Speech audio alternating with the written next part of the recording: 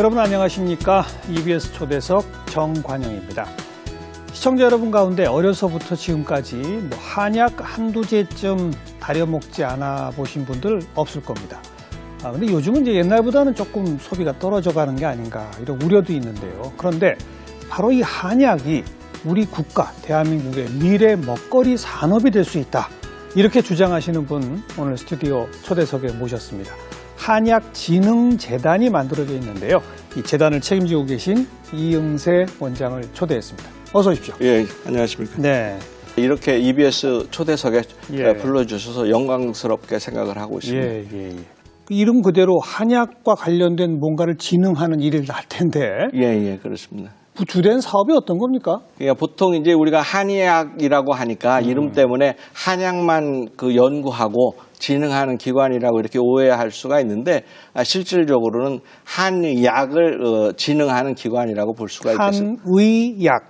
그렇습니다. 예. 그래서 이 한의학의 뜻을 보면 한의학을 통해서 할 수 있는 한방 의료 행위, 그렇죠. 또 그 치료에 아울러서 행하고 있는 한약에 관련된 모든 업무를 포함하는 것을 이제 한의약이라고 할 수가 있습니다. 예. 그래서 저희 재단은 이런 한의약을 육성을 하고 이런 것들을 산업화해서 이런 것들이 국민 건강에도 도움이 되고 국가 경제에도 기여하고자 하는 이런 산업을 진흥하는 기관이라고 할 수가 있습니다. 한약이 제가 오늘 프로그램 시작하면서 대한민국 국가 미래 먹거리 산업이 될 수 있다. 그렇게 얘기를 했는데 저는 지금 머릿속에서 약간 지금 충돌이 벌어지는 게 한약 먹고 한의학 침하고 이런 거 하는 나라가 한국, 중국, 북한 정도 아닌가요? 그런데 그걸 수출을 해요?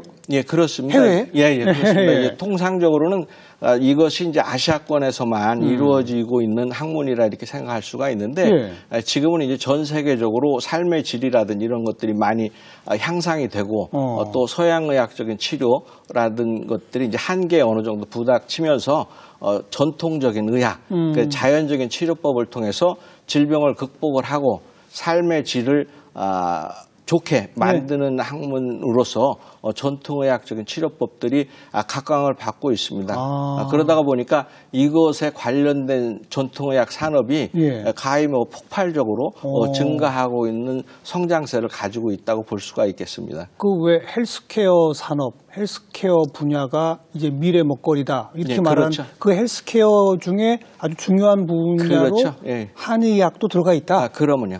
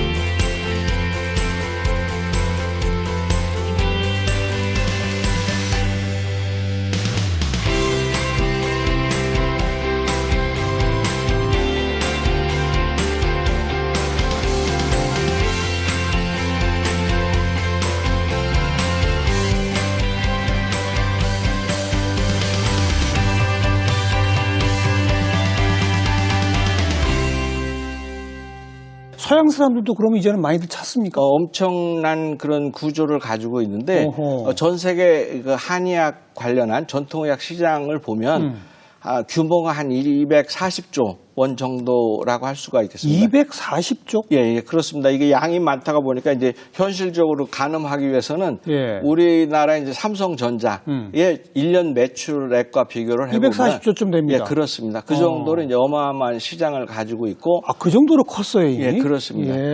WHO에서 예상하기로는 2050년 정도가 되면 한 1,500조 정도 단위로 확대될 것이라 이렇게 예상을 하기도 하고 있습니다. 네, 240조인데 5,500조면 이게 몇 배가 되는 건가요? 그렇죠. 급성장이 예상된다? 예, 그렇습니다. 이거로군요. 자, 그러면 그 240조 중에 대한민국이 몇 프로나 차지하고 있습니까? 그건 뭐 아쉽지만 그 전 세계 그 전통의학 시장 중에서 예. 그 중국이 차지하는 부분이 가장 많습니다. 어. 그래서 중국이 한 20% 정도를 차지를 하고 있고 예. 아쉽지만 한국은 한 3% 정도. 3%. 예, 그렇습니다. 그러다가 보니까 이런 세계 시장에 진입을 하기 위해서는 저희 같은 산업화를 하는 기관들이 네, 노력을 통해서 이런 것들이 이제 체계적으로 뒷받침해서 이 시장에 우리가 당당하게 참여할 수 있도록 체계적인 관리가 뒷받침되어야지 이런 세계적인 시장을 저희가 차지할 수 있다고 생각이 됩니다. 중국이 20%인데 1등이라고 그러셨어요. 예, 그렇습니다. 우리는 3%밖에 안 된다고 그렇습니다. 그러셨고. 예. 근데 저는 좀 아까 이거 한의학 이거는 중국, 한국, 북한 정도 하는 거 아니야? 이렇게 말씀을 드렸는데 예. 그럼 우리보다 훨씬 더 많이 하는 뭐 한 10% 15% 하는 나라들이 또 있다는 거 아닙니까? 예, 그렇습니다. 어떤 나라들입니까? 그러니까 이제 대표적으로는 이제 일본에서는 이제 한약 제제 관련한 이런 산업들이 이제 많이 발전이 돼가지고. 일본도요? 예, 그렇습니다. 제가 잘못 알고 있었네요. 저는 일본은 완전히 서양의학으로 다 통합돼 버린 걸로 알고 있었는데. 예, 실제 서양의학으로 통합은 되어 있지만 예. 그거에 관련된 산업적인 그런 측면들은 거기에서 이제 우리가 흔히 먹고 있는 한약을 현대화해서 제재화해서 만드는 그런 산업들은 아주 발달이 많이 되어 있습니다. 예. 실제 시장 규모로 보면 그 1조 4천억 원 정도 시장 한약 제재 시장만 1조 4천억 원 정도를 가지고 있고 일본 내부에서 일본 내부뿐만이 아니라 이제 전체 세계 시장에서 차지하고 있는 한약 제재 시장입니다. 예. 중국 같은 경우에서는 한 103조 정도 시장을 가지고 있는 반면에 한국 같은 경우에서 한 3천억 정도 시장을 가지고 있는 정도입니다. 그건 아까 말씀하신 240조는 한의약을 다 합한 거고. 그렇죠. 전통의학 시장을 전체를 말한 말씀을 드리는 거고 것이고, 지금 방금 말씀하신 한약 제재. 한약 제재만. 그렇습니다. 예. 그렇군요. 예. 그리고 일본이 또 있고. 예. 또 있나요? 또 전통의학 시장으로 이제 많이 볼 수 있는 것들이 이제 뭐 인도 같은 경우에도 인도. 예, 아유르베다라 해서 이런 그 자기들만이 가지고 있는 전통의학 치료법들 그것들이 이제 치료에 도입이 됐을 때는 천연 물질이라든지 또 새로운 치료법이라든지 이런 것들을 적용해서 시장을 형성을 하고 있다고 볼 수 있습니다. 네, 제가 그냥 중국, 한국 정도겠거니 했던 게 참 문외한이었군요. 뭐 꼭 문외한이라고 할 수는 없고 대부분의 평범한 사람들이 다 그렇게 생각을 있죠. 하고 있습니다. 네, 실제 베트남 같은 경우에도 베트남도 이 월의학이라고 해서 자기들만이 가지고 있는 저희들 한의학처럼 전통의학을 가지고서 실제 침도 놓고 우리가 보고 있는 뭐 의학 입문이라든지 예전 고전 같은 것들을 보면서 실제 환자 치료에도 적용을 하고 있습니다. 네. 그 가운데 한약을 가지고 뭔가 전 세계에 통용될 제품으로 만들려면 기본적으로 뭐가 필요한 겁니까? 그런 것들을 하기 위해서는 그 한의학에 관련된 그 표준화. 그렇죠. 과학화. 또 그것에 관련된 연구 개발. 또 이것을 바탕으로 해서 이것이 이제 확실하게 치료가 된다 하는 근거를 마련하는 것이 가장 중요하다고 할 수가 있겠습니다. 네. 그런 것들이 이제 뒷받침되어야만 세계적인 글로벌 스탠다드로 만들어서 누구든지 치료를 하게 되면 안전성을 담보하고 이것에 대한 유효성을 우리가 밝혀줘야만이 누구든지 이용할 수 있고 또 한국뿐만이 아니라 세계 모든 사람들이 당연히 우리가 양약 아스피린 먹으면 당연히 그거에 대한 치료 효과를 기대하듯이 어떠한 한약을 먹게 되면 그런 것들로 인해서 충분히 뭐 혈전이 개선이 된다든지 또 다른 심장 질환이 치료된다든지 하는 그런 근거를 확실히 만드는 것이 가장 기본이라고 할 수가 있겠습니다. 우리가 왜 양약 가운데 이게 신약 개발 산업 이 산업 전체를 바이오 산업 그래가지고 우리 지금 주식시장에서도 뜨겁고 막 그렇지 않습니까? 근데 똑같은 과정을 거쳐야 되는 거군요. 그렇습니다. 한약 제재라는 것도 결국은 그럼 기본적으로 성분의 표준화를 만들어야 될 것이고 그 성분이 어느 증상에 어떤 효과를 갖는다는 것이 과학적으로 입증돼야 할 것이고 그리고 그것을 전 세계 유통시킬 수 있는 산업화의 과정까지를 동시에 만들어야 되고. 그렇습니다. 우리한테는 그런 빅히트 상품이 아직 없는 거죠. 그렇죠. 그래서 그런 것들을 이제 만들어서 국가 경제에도 도움이 되고자 저희 같은 재단이 그런 것들을 이제 전 주기적으로 생산서부터 이 관리 네. 그것을 통해서 안전성이라든지 유효성을 입증하는 네. 그런 과정들을 뒷받침해주는 기관으로서 그 기능을 하고 있습니다. 네. 그러니까 예를 들어서 우리 약방의 감초 그러지 않습니까? 예, 예, 예. 감초라고 하는 것도 이 토양에 따라서 예, 그렇습니다. 뭐 기후에 따라서 그렇습니다. 다 좀씩 다를 거 아니에요. 그렇죠. 겉으로 보면 이제 감초고 예. 또 겉으로 보면 이제 인삼인데 예. 그 인삼이라든지 감초에 가지고 있는 그런 유효 성분 우리가 흔히 전문적으로 이제 지표 물질이라고 하는데 그 지표 물질의 양은 다 각양각색이라고 할 수가 있습니다. 예, 예. 그래서 내가 똑같은 인삼을 먹지만 어떤 사람은 그 인삼에 가지고 있는 진세노사이드가 많은 양을 포함하고 있는 인삼을 먹을 수도 있고 또 어떤 사람은 모양은 훨씬 더 멋있고 더 좋지만 실제 그 유효 성분은 많이 포함이 되지 않는 네. 이런 약재를 복용하기도 합니다. 그러다가 우리는 잘 모르고 그냥 사잖아요. 그렇죠. 어떤 거는 이게 약효는 별로 없는데 비싸게 사는 것도 있겠군요. 예, 그러다가 보니까 이제 그런 것들을 균질화하는 것들이 이제 이런 것들을 제약화하고 산업화하는 것에 가장 기초적인 업무라고 할 수가 있습니다. 구체적으로 어떻게 하는 겁니까? 그걸 균질화한다는 거는 우선 재배 과정부터 다 일일이 그렇죠. 통제합니까? 예, 예. 그래서 이제 아예 그 약재에 대한 종자에서부터 종자. 예, 그렇습니다. 그래서 그런 것들이 흐트러지면 최근에 뭐 사회적으로 큰 문제가 일어났던 것과처럼 백화수호 사태가 벌어져서 뭐 약을 다 건강식품을 다 반납하기도 맞아요. 하고 백수호 사태. 그렇죠. 네. 백수호라는 것들이 이제 백화수호라고도 하고 또 그것에 이제 비슷한 종자 겉으로 보면 일반인들은 구분 못하는 것입니다. 그게 이제 이업 우피소라는 약인데 그게 이제 효능이라든지 이런 것들은 전혀 다른 상태를 가지고 있는데 종자 상태에서는 구분을 할 수가 없습니다. 네, 네. 그러다 보니까 이제 농민도 이게 백화수호인 줄 알고 심었는데 최종적으로 상품이 만들어져서 봤을 때는 아닌 거예요. 이게 전혀 다른 약품이라든지 상품이 나오는 경우가 허다하게 벌어지고 있습니다. 그러다 보니까 저희 재단에서 하는 것처럼 저희 재단에서 이제 그 약용작물 종자보급센터를 하고 있는데 그 약물에 대한 지원서부터 네. 또 종자, 그다음에 생산 단계. 과거에 우리가 또 생산을 하다가 보면 내가 똑같은 약을 가지고 똑같은 환경 시설에서도 만들었지만 또 전혀 이런 중금속이라든지 농약을 치지도 않았는데 또 중금속이 나오는 경우가 많이 있습니다. 그렇겠죠. 예, 그것은 이제 이미 토양에 오염이 돼가지고 맞습니다. 그런 결과를 가져오는데 그런 토양이라든지 심기 전에 이런 토양이라든지 이런 것도 어떤 토양을 가지고 있고 안전한지 그런 것까지도 다 이 우수 재배 관리를 해야지 됩니다. 그래서 저희들이 그걸 HGAP라고 해서 한약재 우수 재배 관리법 을 개발을 해서 이런 것들이 이제 농민들이 올바른 한약재를 생산할 수 있도록 교육도 하고 또 종자도 보급하는 그런 사업을 하고 있습니다. 방금 말씀하신 GMP, KGMP가 뭡니까? 그러니까 한국식의 이 의약품 GMP를 그러니까 그 Manufacturing Practice라고 해서 실제 우수한 그 한약재 생산 과정을 GMP라고 하고 있습니다. 이제 시작 단계군요, 우리나라는. 예, 그렇다고 볼 수 있습니다. 지자체 단위에서 조그맣게 시작하던 걸 국가가 관심을 갖고 이게 미래 먹거리 산업이 되겠다. 이제는 지원, 보급, 육성하자라고 시작한 지 한 2년.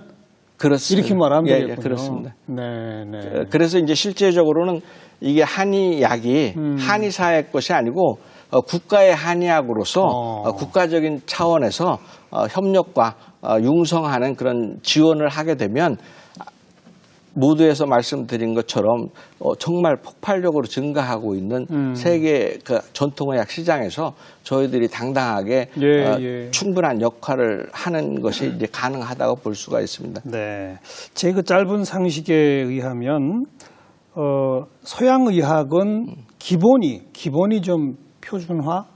그래서 어느 질병 그러면 어떤 처방 뭐 이렇게 쭉쭉쭉 연결이 된다면 한의학은 한의사 개개인마다 나름의 비법 뭐 이렇게 떠올랐는데 물론 나름의 비법도 있겠지만 여기도 표준화하면 사실은 양의학하고 똑같이 전 세계 엄청난 시장을 만들 수 있는 거겠군요. 예, 그렇습니다. 이제 과거에는 그런 경험을 통한 이런 의학 기술이라는 것이 장점이었던 시절도 많이 있었습니다. 각자의 비법이. 그렇죠. 예. 그렇지만 이런 것들이 이제 공용화하고 보편화하고 산업화를 하기 위해서는 반드시 필요한 것들이 이제 표준화와 과학화가 필요하다고 볼 수가 있습니다. 네. 실예로 네.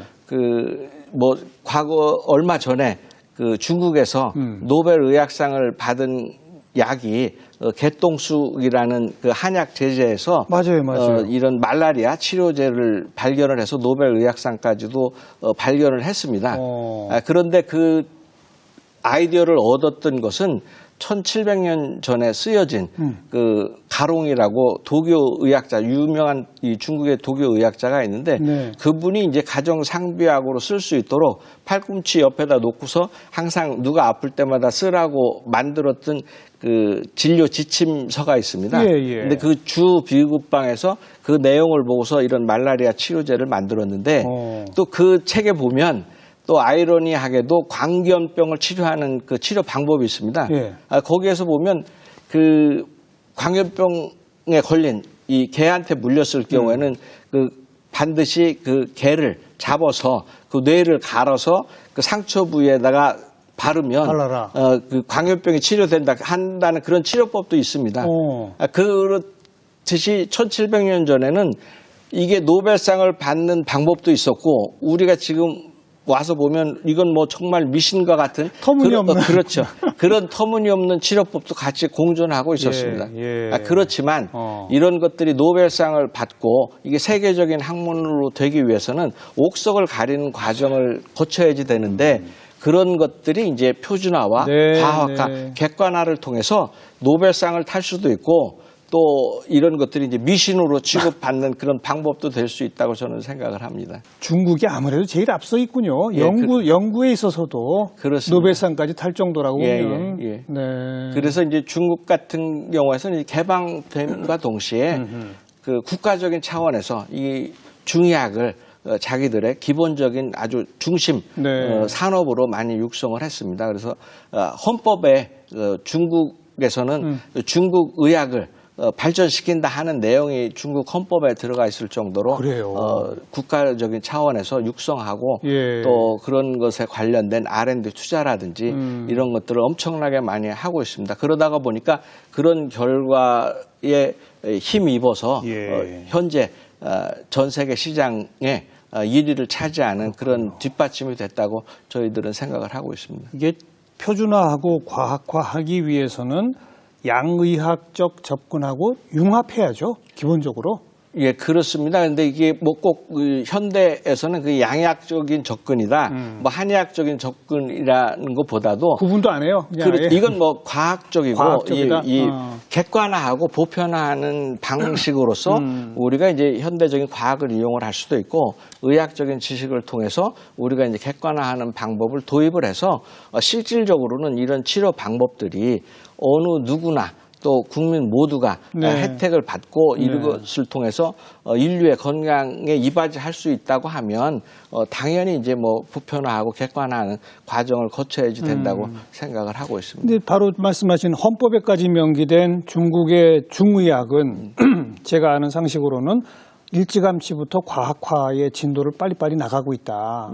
실질적으로는 한의학을 통해서 이제 뭐 세계화를 해야지 된다, 또 산업화를 해야지 된다고 말들도 많이 하고 또 정부에서도 많이 하고 또 일반인들은 뭐 한의학은 뭐 이 비과학적이다, 또 뭐 고리타분하다 이런 이야기들도 하고 있는데 또 그런 것을 개선하기 위해서는 우리가 이제 현대적인 이건 뭐 의학이 아니고 현대적인 과학의 산물을 통해서 우리가 이걸 객관화하고 하는 것들이 이제 자유롭고 또 해야죠. 진료하는 데 있어서도 전혀 문제가 되지 않아야지 되는데 이런 것들이 이제 제도적으로 좀 미흡한 것들이 이제 한국의 현실이라고 할 수가 있습니다. 한약진흥재단이 그 제도 개선에도 좀 앞장서야 되겠네요. 예, 그렇습니다. 그래서 이제 저희들이 여러 가지 업무를 하는 중에 또 보건복지부와 협력을 해서 정책 개발을 통해서 이런 한의학이 또 이런 한의학으로 관련된 산업이 국민과 아주 가깝게 또 이 국민의 건강을 위하고 국가 경제에 이바지할 수 있도록 이런 정책 개발을 하는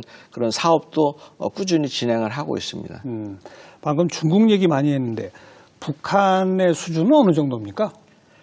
이게 뭐 꼭 우리가 잣대를 가지고 이걸 뭐 1등이다, 2등이다 예. 이렇게 이야기는 할 수는 없겠지만 이 현대 과학이라는 거는 이제 자본과 기술이 이제 결합이 돼야지 이제 발전할 수밖에 없지 않습니까? 그렇죠. 그런데 이 북한 같은 경우에서는 그 경제적인 이런 현실들이 좋지를 않기 때문에 북한의 한의학을 제가 여러 차례 가서 본 경험으로 직접 가보셨어요? 예, 그렇습니다. 한 예. 8차례 정도 북한을 방문해서 예. 또 거기에 최고 기관이라고 할 수 있는 고려의학과학원에 가서 많은 그 시설이라든지 예. 치료 현장을 많이 경험을 해봤는데 예, 거기에서 또 장점이라고 할 수 있는 것은 오로지 이 전통적인 방법으로 다양한 분야에서 한의학을 적용을 해서 치료를 하고 있다는 것입니다. 그러니까 임상 시험의 결과가 많은 거네요.